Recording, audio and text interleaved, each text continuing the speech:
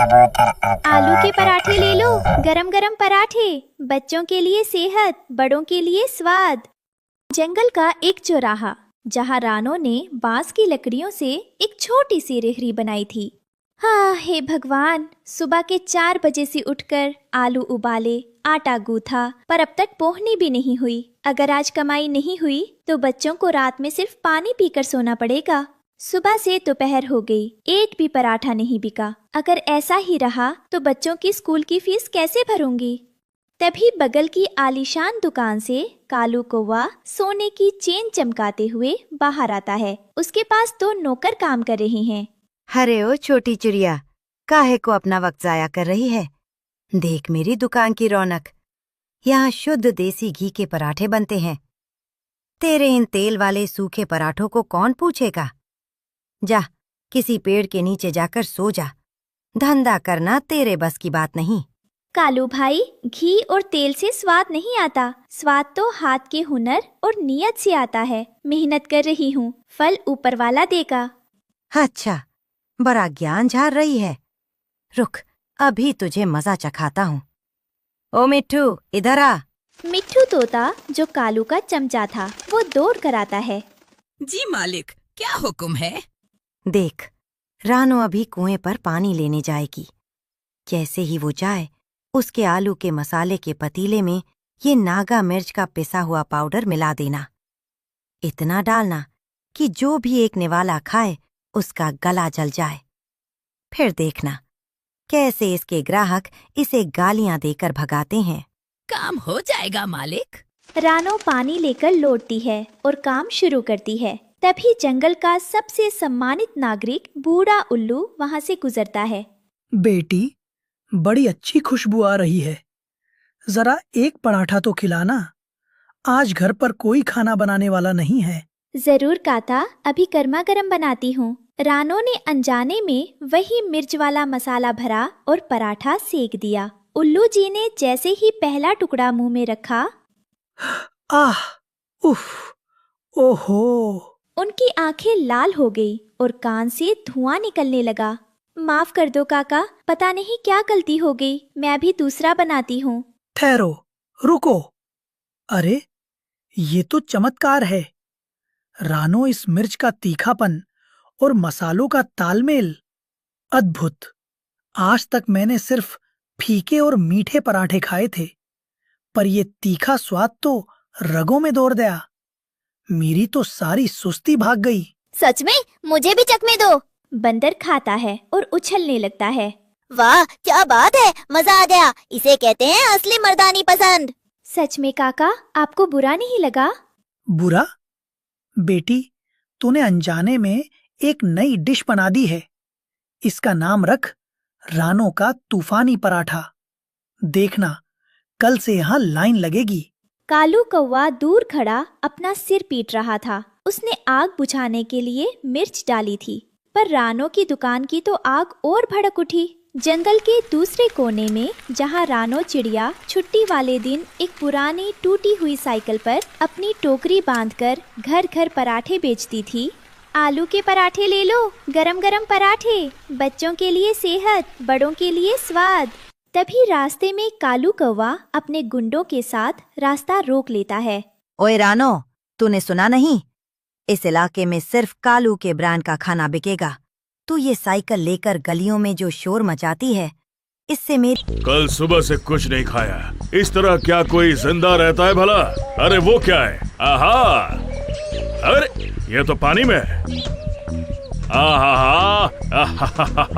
कितने दिनों से मैंने सारस का मांस नहीं खाया। हाय, देखता हूँ इसे पकड़ पाता हूँ या नहीं। मुझे एक बार कोशिश तो करनी ही पड़ेगी। मैं इस तरह हार नहीं मान सकता।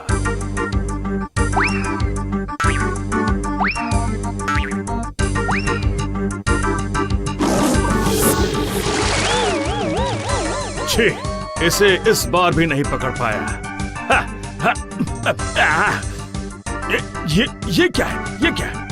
मैं तो यहाँ क्या करूं मैं? कुछ तो करना होगा।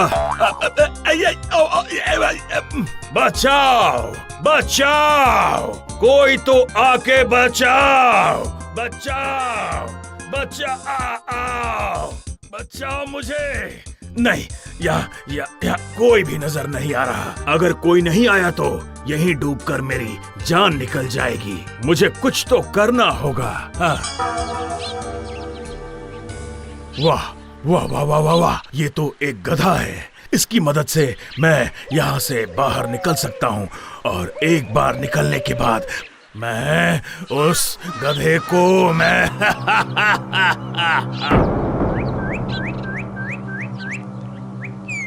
प्रणाम, प्रणाम गधा भाई जी, हाथ जोड़कर प्रणाम, 100 बार प्रणाम। अरे ये शेर आज मुझे प्रणाम कर रहा है। मेरा सम्मान तो आज तक किसी ने भी नहीं किया। प्रणाम, आपको क्या चाहिए शेर भैया? अगर मैं यहाँ से एक बार निकल पाता तो मैं आपसे गले मिलकर धन्य हो जाता। चाहे कुछ भी हो, आप ही सारे जानवरों में सर्वश्रेष्ठ हैं, महान हैं गधा जी। आप इतनी गहरी सोच में क्यों पड़ गए? इनके मन में मेरे लिए कितनी इज्जत है। पर आपको उस कीचड़ से निकालने के चक्कर में तो मैं ही फंस जाऊंगा। नहीं नहीं नहीं नहीं नहीं नहीं, आपको तकलीफ करके कीचड़ में आने की जरूरत नहीं है। बस आप एक लंबी मजबूत बेल लाकर मेरी तरफ फेंकिए, उसे पकड़कर मैं बाहर निकल आऊंगा और मुझे आपसे गले मिलने का मौका मिलेगा। हाँ, ठीक ठीक ठीक कहा आपने।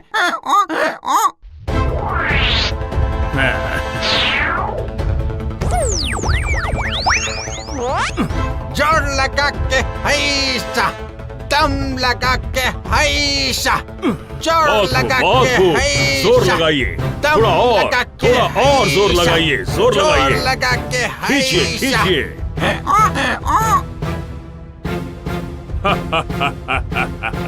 गधा भाई, मैं तो बाहर निकल आया।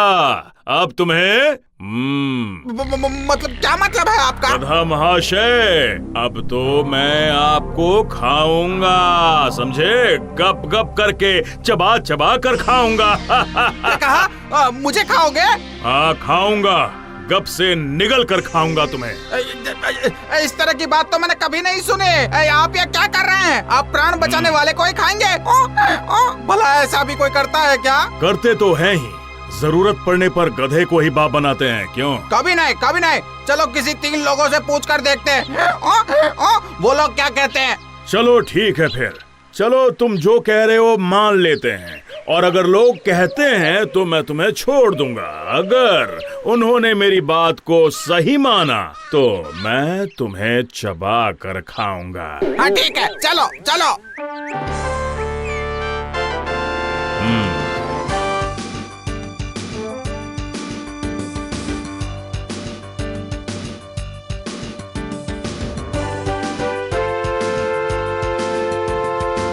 क्या हुआ? यहाँ आकर क्यों रुक गए?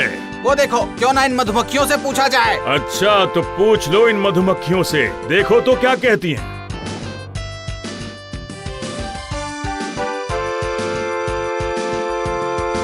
अरे ओ मधुमक्खी भाई, मधुमक्खी भाई, एक काम था आपसे। क्या काम है? जल्दी बोलो, अभी मुझे बहुत सारा शहद जमा करने के लिए जाना है। अच्छा एक बात बताओ जरा, जो अगर मैं किसी का भला करूं तो क्या वो मुझे नुकसान पहुंचाएगा? जरूर पहुंचाएगा। ये क्या बोल रहे हो तुम?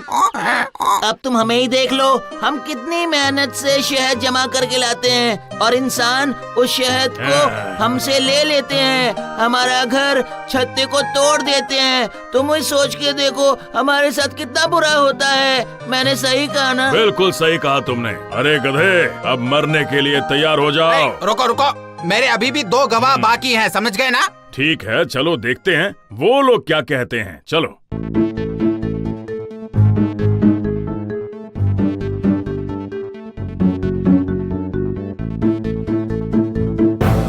ये प्राचीन बरगद ही मेरा दूसरा गवाह है। अच्छा, इससे भी पूछ लो, देखो तो क्या कहता है ये, पूछो। बरगद भैया, ओ बरगद भैया। बोलो बोलो गधा भाई। अच्छा बरगद भैया, आपकी तो उम्र काफी हो गई है, बहुत कुछ देखा होगा, सुना होगा। वो तो देखा ही है। आपसे एक बात पूछनी थी भैया, क्या बताओ, उपकारी का कोई अपकार करता है भला? ज्यादातर लोग तो ऐसा ही करते हैं। ये क्या कह रहे हो? सही कह रहा हूँ, मैं अपने अनुभवों से ही सारी बातें कह रहा हूँ भाई। गर्मी में लोग मेरी छाव में आकर बैठते हैं। हाँ, वो बैठते तो हैं ही। और वही लोग मुझे छेद कर मुझसे गोंद निकालते हैं और उस गोंद को निकालने के लिए मेरे पत्ते भी तोड़ते हैं और फिर तब आकर मेरी डाल तोड़ ले जाते हैं। उपकारी का अपकार तो सबकी आदत हो गई है। तो देखा तुमने, तुम्हारे गवाह ने क्या कहा? चलो अब जल्दी से मेरे मुंह का निवाला बन जाओ। ये तो बहुत बड़ी मुसीबत में फंस गया। मैंने तो सुना था कि उपकारी को उपकार करने से बड़ा धर्म दूसरा कोई नहीं है। ये सभी बातें सिर्फ किताबों में लिखी होती हैं। चलो अब जल्दी से अपने तीसरे गवाह को बुलाओ, जल्दी करो, मुझे भूख लगी है। छोटी हूँ मैं और मीठी भी हूँ, नन्ही सी पंछी एक टूनी हूँ मैं, नन्ही सी पंछी एक टूनी मिल गया, हूँ ये टूनी ही मेरी गवाह है। और टूनी बहन, और टूनी बहन, जरा रुको तो। टूनी बहन, तुम मेरी गवाह हो। ये क्या बात हुई? मैं तुम्हारी गवाह कैसे बन सकती हूँ? वो सब बाद में बताऊंगा, पहले जरा ये बताओ कि जो भलाई करता है क्या वो कोई उसका बुरा करता है? अरे किसका क्या भला बुरा किसने किया था? मैं जानने के बाद ही बता पाऊंगी। ठीक है, बताता हूँ। ये शेर, मतलब ये शेर एक दलदल में फंसा हुआ था और गधा, मतलब कि मैं गधा रास्ते से जा रहा था। मेरी तो कुछ समझ में नहीं आ रहा। जब तक मैं वो दलदल और वो रास्ता नहीं देख लेती तब तक कुछ नहीं बोल सकती। ठीक है, तो फिर उसी दलदल और रास्ते के पास चलते हैं, चलो। हाँ वही चलो।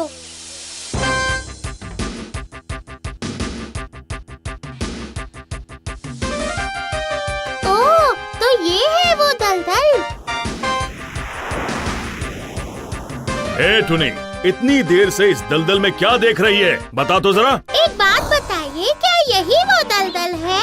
हाँ, यही है वो दलदल। अच्छा, लेकिन ये दलदल तो बहुत ही अजीब है। अब इतनी देर से रास्ते को क्या निहार रही है? क्यों नहीं, गवाही देने के लिए सब कुछ अच्छी तरह जानना जरूरी होता है ना, इसीलिए। अच्छा, तो क्या समझी तुम? जो समझना था वो समझ गई हूँ मामा। ये है वो रास्ता और ये है वो दलदल। अब जरा दूसरी बात बताओ। मैं दलदल में फंस गया था।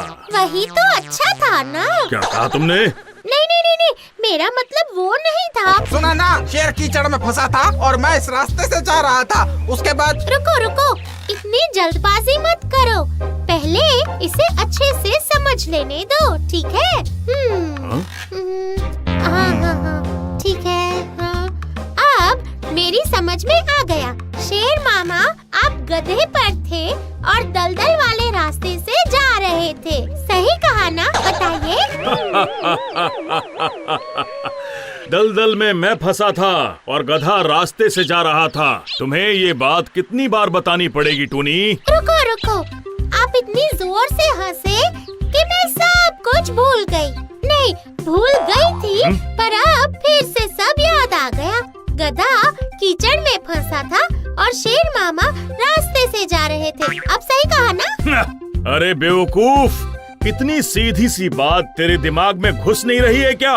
तो चल मैं तुझे एक बार फिर से बताता हूँ, तू दिमाग को शांत करके सुन ले। हाँ, एक बार फिर से शांत होकर अच्छी तरह समझाइएगा। गधा, ये गधा आ रहा था रास्ते से और मैं शेर मतलब मैं फंसा था दलदल में। दलदल। ये तो बहुत ही गोलमाल सी बात हो गई। सिर्फ बाहर और अंदर, अंदर और बाहर, ठीक है, जितना समझ पाई हूँ आपको समझाती हूँ। आप लोग ध्यान से सुनो। शेर गधे में फंसा था और दलदल रास्ते से जा रहा था।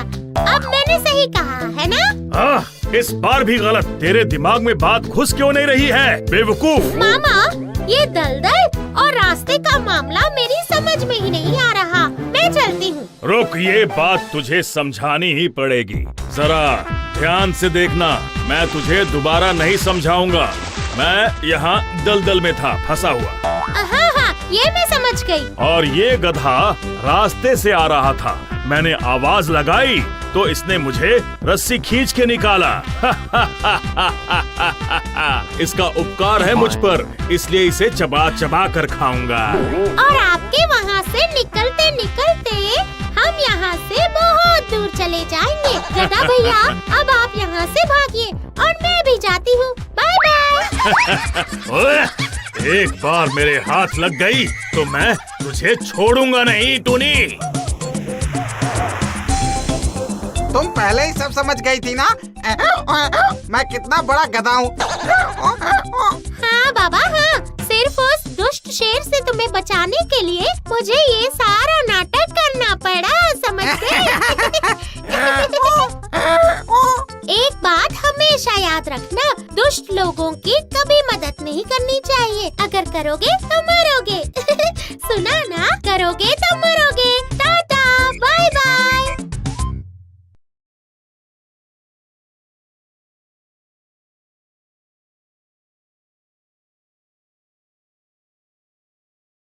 ब्रांड इमेज खराब हो रही है।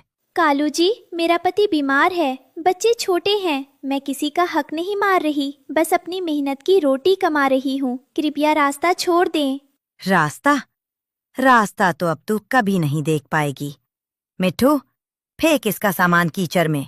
मिट्ठू और उसके साथी रानो की साइकिल को धक्का देते हैं। रानो गिर जाती है। उसकी सारी मेहनत, सारे पराठे कीचड़ में मिल जाते हैं। साइकिल की चैन भी टूट जाती है। नहीं, मेरी आज की पूरी पूंजी डूब गई। कल मैं आटा कहाँ से लाऊंगी? तुम लोग कितने पत्थर दिल हो। अब इसी कीचड़ में बैठ और रो।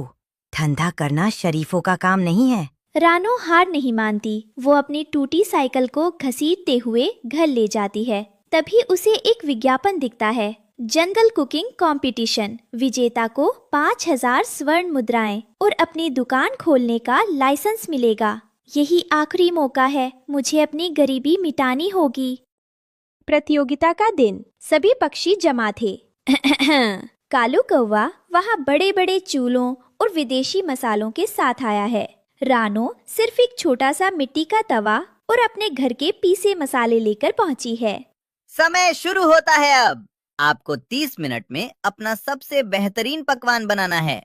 देख लो भाई, ये भिखारी चिड़िया मिट्टी के तवे पर क्या बनाएगी? कोयला? रानो ने शांत रहकर आग जलाई।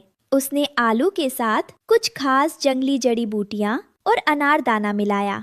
उसकी खुशबू पूरे मैदान में फैल गई। समय समाप्त। चलिए पहले कालू कौवा का खाना चखते हैं। ये लीजिए हुजूर, शाही मक्खन पराठा। ठीक है, पर इसमें बहुत तेल है, स्वाद भारी है। अब रानो की बारी आती है। रानो एक सादे पत्ते पर अपना पराठा पेश करती है। अविश्वसनीय।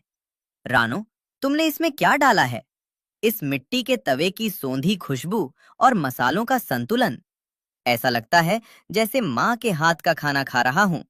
इसमें सादगी है, ईमानदारी है और भरपूर स्वाद है। इस प्रतियोगिता की विजेता और जंगल की नई बिजनेस क्वीन है रानो चिड़िया। कुछ समय बाद रानो ने एक बड़ा चिड़िया ढाबा खोल लिया।